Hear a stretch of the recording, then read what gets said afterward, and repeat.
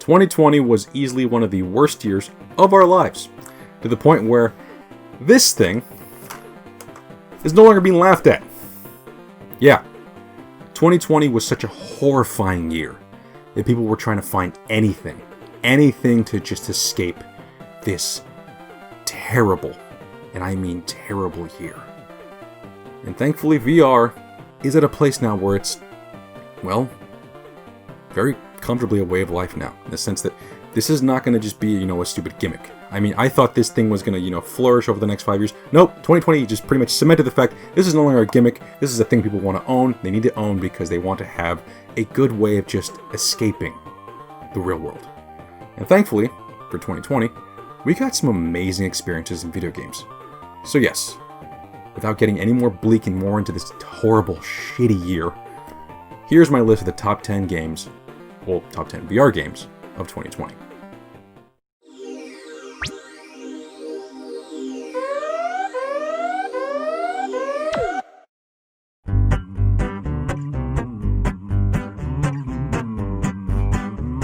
The game that took the VR world by storm. Essentially, Fortnite in VR, Population 1 takes everything so damn popular about Fortnite and transfers it nicely to the virtual reality realm. Tight shooting controls, easy to pick up and play gameplay, a huge bustling community, and a cartoony inviting aesthetic.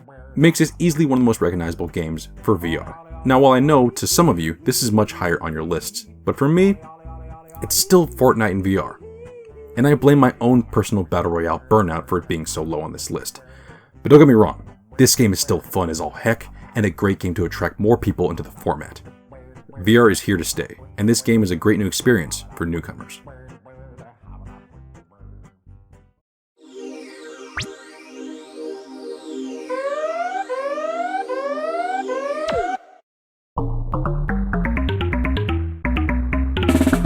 Easily the scariest experience in VR I have played to date. Phasmophobia is a ghost hunter enthusiast's wet dream. In this game, you alone or a group of up to 4 people are tasked to walk into a building with a laundry list of gadgets to stir up the spirit world, and discover what kind of ghost is haunting it. That's it. It's a pretty simple premise, right? Well, with these very simple gameplay mechanics, you are then at the mercy of a randomized game director which responds to the player's actions and what they say. Yes, this game has voice recognition software, and if you decide to mess with a ghost too much, you will pay for it, dearly. Top that off with a very eerie atmosphere mixed with very dark graphics and a just doom and foreboding ambience makes this game just chilling on its own, even though you're not experiencing any freaking ghosts just yet. Overall, a straightforward concept that shines in VR. Thankfully, you can play this game in 2D as well, so if you have friends who do not have VR, you can all play together. And cower in fear as a ghost decides to surprise you by making her presence known.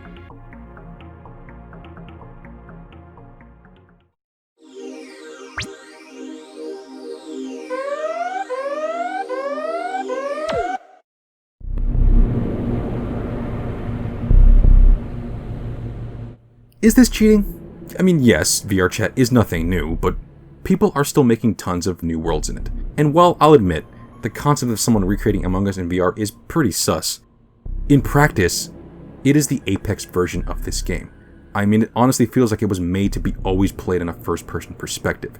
Wandering through the corridors is nerve-wracking, the level of paranoia is actually intoxicating, and being able to physically point as you accuse someone just drives the player engagement home. Oh, and did I mention? It's free. If you have VR chat, or hell, even if you don't have a VR headset, you can play this fully in 2D for free. As far as overall game experiences go, this is one of the best of the year. But playing this in VR just adds to the overall experience and makes this game a must-play for everyone that owns a VR headset.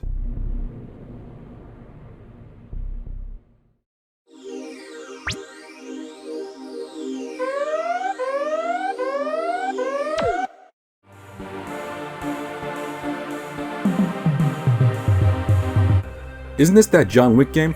Yeah, that was the easiest way to describe this game back in 2019.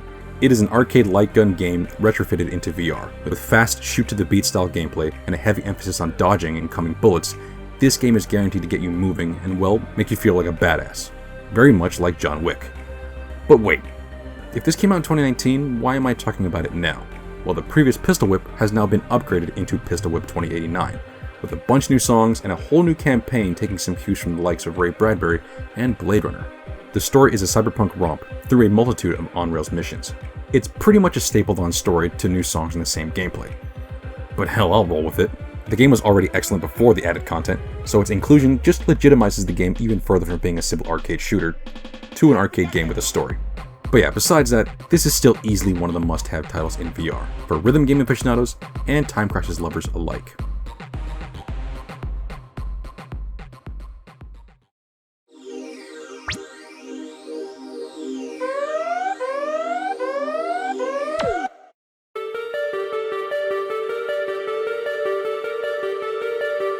A fantasy-oriented hack-and-slash roguelike made from the ground up in VR. Yes, please. Now, while you would be quick to compare this to something like Dark Souls, it has far more in common with the Neo Geo arcade classic, Crossed Swords, wherein you take the place of a warrior destined to fight through a gauntlet of quick battles in a first-person perspective. But in the case of Until You Fall, it's all in glorious virtual reality. Now, this game thankfully has different difficulty settings so everyone can enjoy it. But I found the most personal enjoyment from its hardest difficulty, with enemies telegraphing their attacks much later and my windows of attacking being much smaller. You will be waving your arms around like a madman, but every time you move forward on your path, you feel satisfied and emboldened by your victory.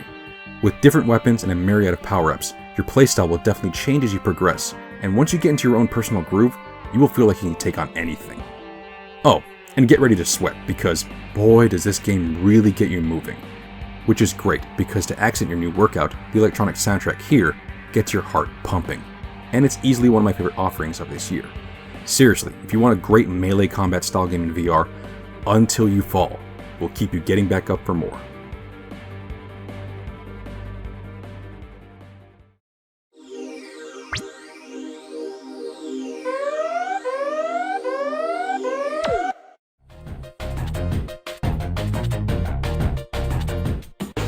The main reason to still own and buy a PSVR in 2020 comes in the form of dreams. From Media Molecule, the creators of Little Big Planet, comes a literal game creator toolbox. It's less of a game and more of a game engine that allows, well, anybody, not just those who are tech savvy, to create anything they want. And I mean literally anything you want. Want to create a brand new game with a story straight from your mind? Do it! Want to rip off a game and create your own version? Do it! Yes, you can! Want to create a realistic plate of your favorite breakfast? Do it! Make your dreams come true! Tons of tools, literal thousands of user-created content, and hours of enjoyment all await you in this incredible little package. Oh, and depending on the creator, it can be accessible in VR. And as time goes on, I'm ecstatic to see what crazy new games and experiences people create with this engine. And as far as PSVR goes, Dreams is easily the new killer app that's going to keep PlayStation VR alive for a long time.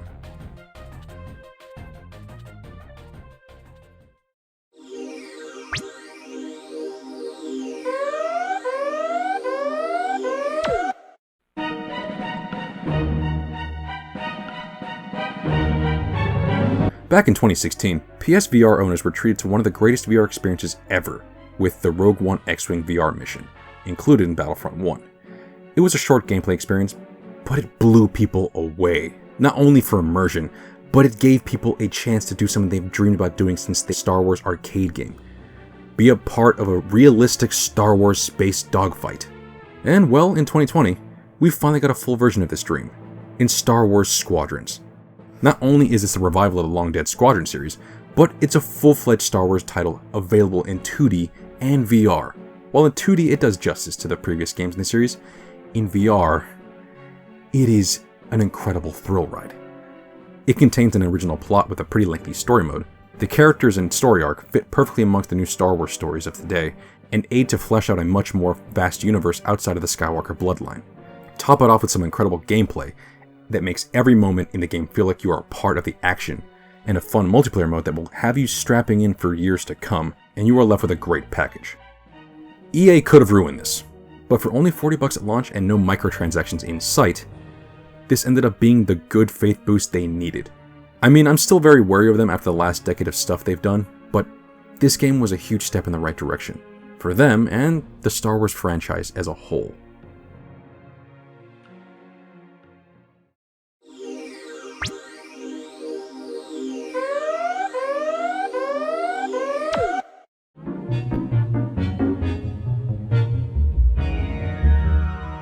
I gotta be honest, I stopped giving a crap about that Walking Dead series a long time ago.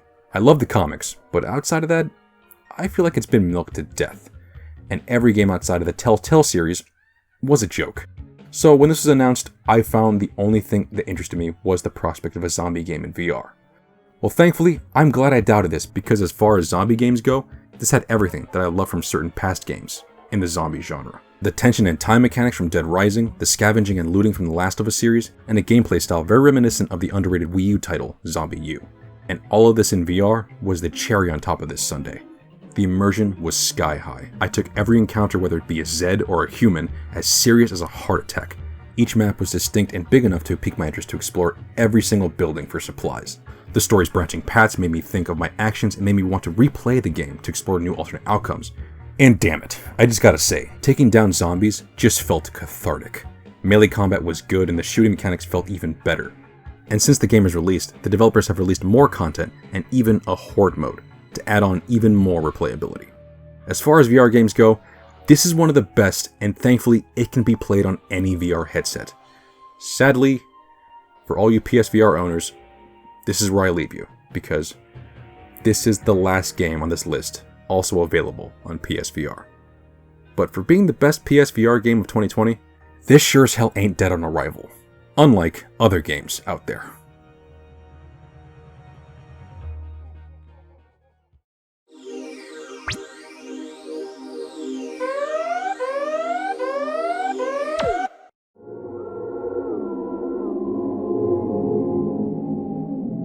My biggest surprise in VR for 2020 was easily Lies Beneath.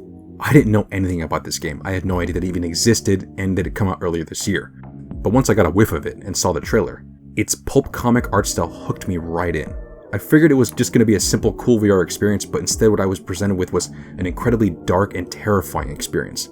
The controls were intuitive and simple, the world was rich with gothic lore and Lovecraftian aesthetic, the story is paced extremely well and entices you to keep discovering more about the main character May in the small town of Slumber, Alaska.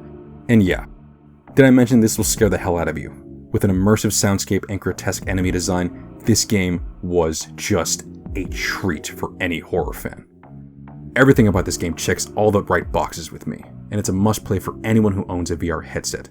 Sadly, it is an Oculus exclusive, but anybody can play it through a bit of tweaking.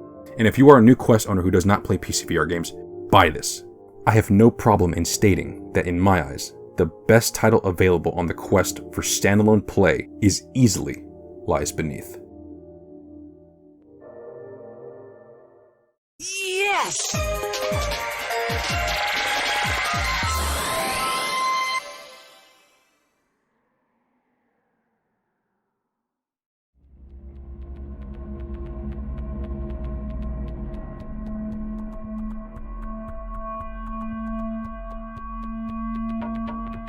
Of course this is here. Why wouldn't it be? Not only is this game literally one of the biggest AAA games to hit the VR platform, it is pretty much the sole reason I jumped ship from PSVR to PCVR. Not even a joke, because not only is this the new standard in quality for VR games, it is a new entry in the Half-Life series. Yes, it's a prequel, but as stories go, it is exactly the fuel injection the series needed, since it reinvigorated everyone's hype for Half-Life 3 again. But yeah, besides that, gameplay-wise, it was groundbreaking in its design. Not only was the overall interaction of the world incredible, but with it releasing alongside the Valve Index's knuckle controllers, full digit finger movement was now possible, and this pretty much just added a whole new layer of immersion. Add on some incredible gunplay, amazing set pieces, and the tone of the game definitely leaning more on the side of a horror game, and you are left with a unique experience in the Half-Life series. This game was such a big deal that people immediately found a way to mod it so that it can be played in 2D mode. I mean, it is a new Half-Life game. It makes sense that people would find a way to play it any way they can, even if they didn't have access to VR. Oh, and as far as replayability goes, I have played this game already 2 times through and I'm gonna definitely play it again, but the Steam Workshop is making sure that this game has one hell of an endgame. Mods are king with the earlier Half-Life games, and that is no different here. With the new game engine, people are already making some damn pretty cool and impressive stuff. But yeah, all in all, this is a triumph, and if I didn't split up 2D and VR games, this would easily be near the top of the list as one of the best games of the year, period.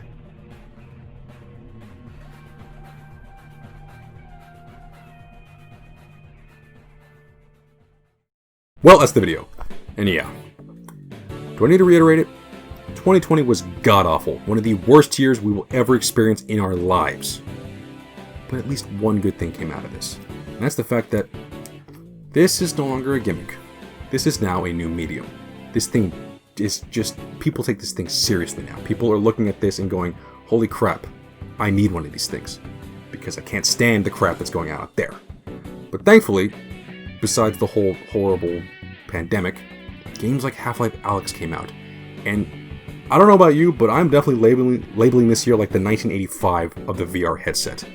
And what I mean by that is, like, 1985 was a huge thing for video games. That pretty much made it just a household name.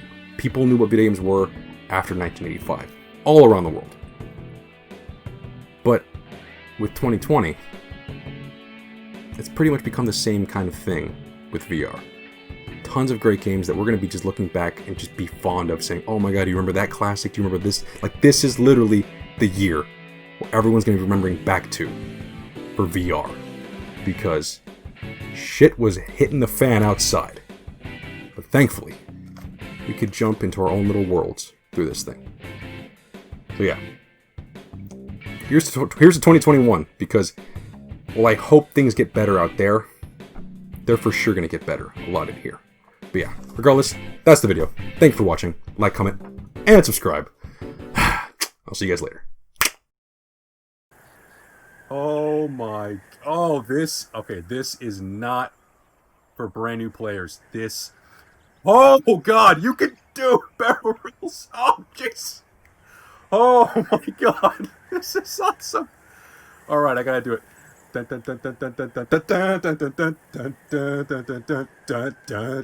Ow.